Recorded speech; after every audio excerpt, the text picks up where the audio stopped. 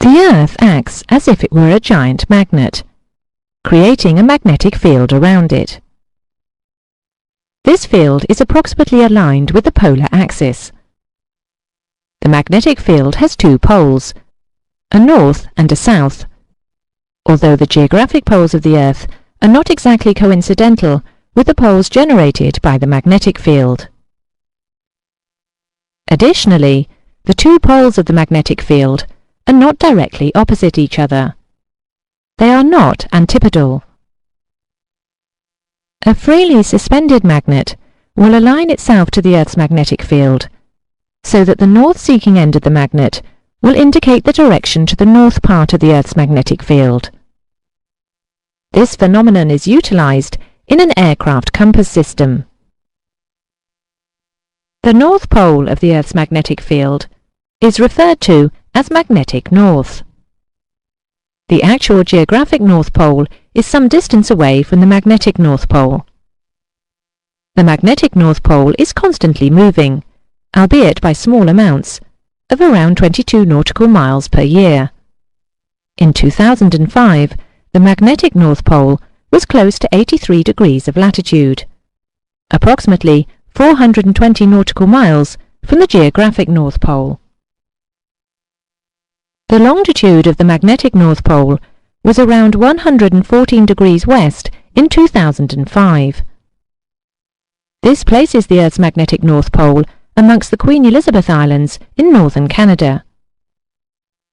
This physical position is important because we need to be able to compensate for the fact that it is not coincidental with the Earth's geographic North Pole, referred to as true north.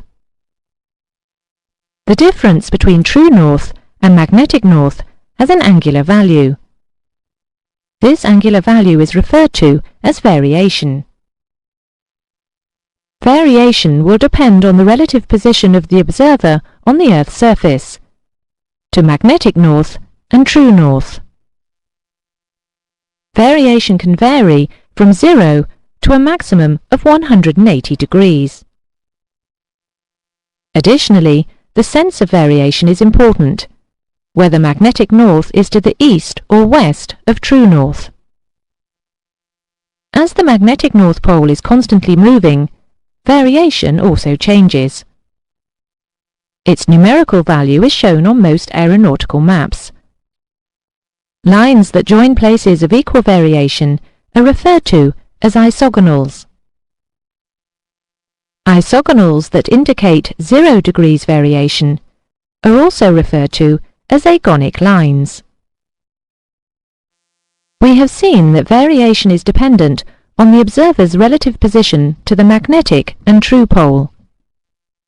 Additionally, variation is either east or west. As aeronautical maps and charts have the latitude and longitude graticules superimposed, it is easy to find true north by following a meridian. We will therefore look at how to convert a true direction into a magnetic direction by the application of variation. This picture shows a route from Oxford Kidlington Airport to Ludbury. To measure the true direction, we can simply align a protractor with any meridian and read off the angle along the protractor's edge. This will indicate a true direction because the datum used is true north. In this example, the track is 286 degrees true. The isogonal nearest to the track we have drawn would indicate that the variation is 3 degrees west. We can see in this diagram that magnetic north lies 3 degrees to the west of true north. If we were now to measure the track with reference to magnetic north, we would have to add another 3 degrees. The magnetic track is therefore 289 degrees magnetic. Conversely, for a variation that is east, the magnetic track would be less than the true track. In the diagram, the true track is 090. The variation is 5 degrees east. As magnetic north is east of true north, the magnetic track is less than the true track. we need to subtract 5 degrees of variation. So the magnetic is 0.85 degrees. A convenient way to remember how to apply variation is to use the following rule. Variation west, magnetic best. Variation east, magnetic least. We have seen that we need to apply variation to the true direction to obtain magnetic direction. This is important as compass systems usually use magnetic north as a reference. Use the nearest isogonal to determine the value of variation, or interpolate between two isogonals. Apply variation to true by adding if west and subtracting if east to obtain magnetic direction.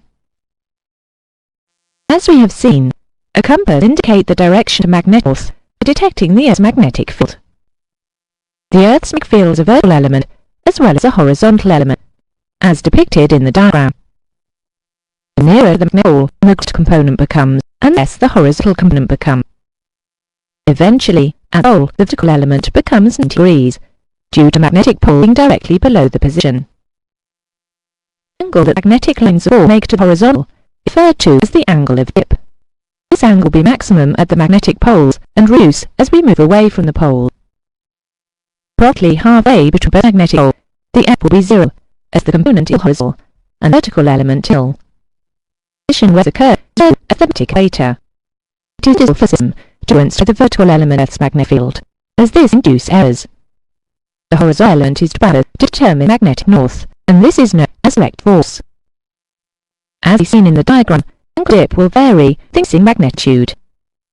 Example is a dip angle, as it is in the magnetic equator. Example B, more dip at mid-latitudes, although the angle is acceptable. Example C has a large angle of dip, as it is near to the magnetic pole. The angle dip is referred to as inclination, and the line of zero dip, magnetic equator, is referred to as an inclination line. The magnetics generally use a method of pendular suspension that ensures that the magnetic detector is as horizontal as possible, and is therefore more effective in sensing the horizontal component. This is discussed in more detail later.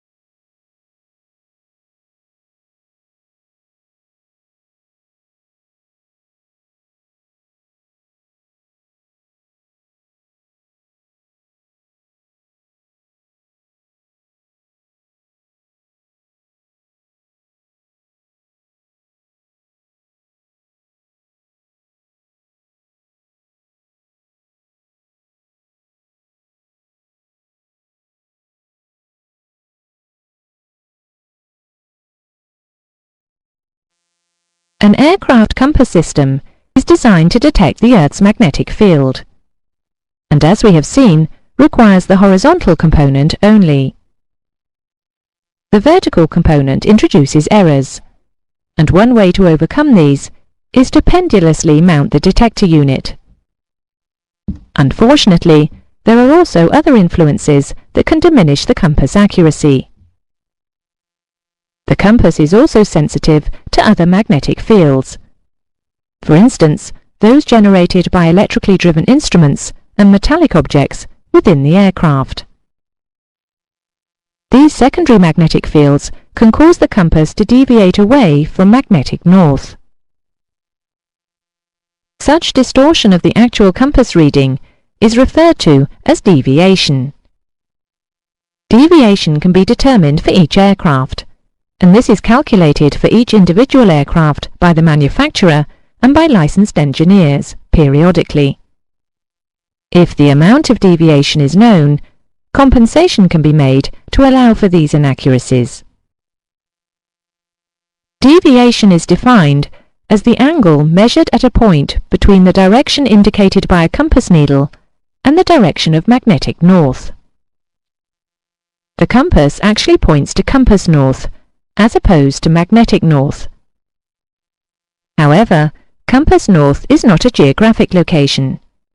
It is merely magnetic north that is affected by local magnetic influences within the aircraft.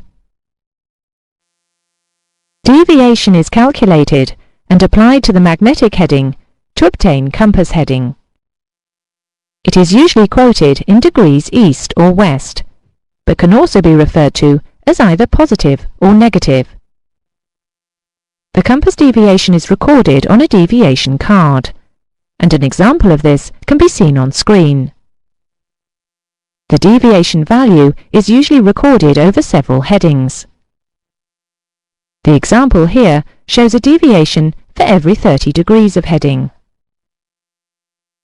To determine deviation, engineers carry out what is called a compass swing, where the actual magnetic heading is compared to the aircraft indication of magnetic heading. Consider an aircraft on a true heading of 100 degrees. We will use a variation of 25 west. Variation is west, so magnetic will be best. We add 25 degrees. The magnetic heading will therefore be 100 plus 25, 125 degrees magnetic. Now suppose we have determined the deviation on an easterly heading to be 10 degrees west. In other words, compass north is 10 degrees to the west of magnetic north. We can see that the angle between the heading and compass north is another 10 degrees. So the compass heading would be 135 degrees. The deviation is west, and the compass heading is best. In other words, more than magnetic. Conversely, for an easterly deviation, we would subtract from the magnetic direction, as seen in the example on screen now. Remember to apply the rule to magnetic to obtain compass, and not the other way round. We have seen how to apply both variation and deviation in order to obtain compass heading. It is important to apply the correct values in the correct sense and to the appropriate criteria. A simple way to remember all of this is as follows: Cadbury's, dairy, milk, very, tasty. Remember, CDM-VT. We will work from right to left and apply the west is best, east is least rule. Suppose we have a true heading of 100 degrees and a variation of 7 degrees west. The magnetic heading would therefore be 100 plus 7 degrees, as west is best. 107 degrees magnetic. We will use a deviation of 2 degrees east. East is least, so the 107 degrees magnetic becomes 2 degrees less. 105 degrees compass heading. It is possible to have a deviation written as plus or minus. In this example, 2 east could be expressed as plus 2. This is because the engineers calculate the error to be added to the compass to obtain magnetic. So if deviation is written as plus 2, change the sign to a minus and apply it to the magnetic. Conversely, a minus 2 is equivalent to 2 west deviation.